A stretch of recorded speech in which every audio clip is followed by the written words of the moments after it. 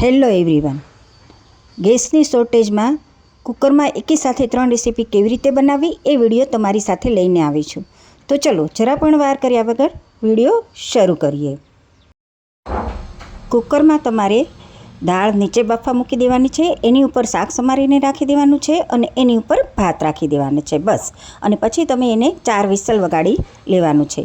આવી રીતે ત્રણેય વસ્તુ સાથે બફાઈ જાય પછી દાળમાં હવેજ કરી અને એમાં વઘાર કરી અને દાળ બનાવી લેવાની છે. સાથે આપણે શાક પણ બનાવી લઈશું.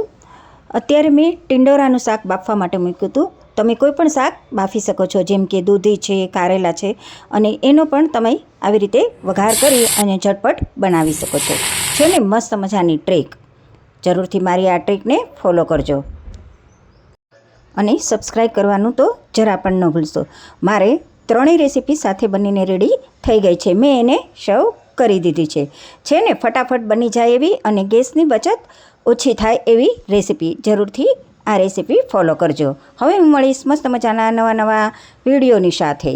Bye bye, take care.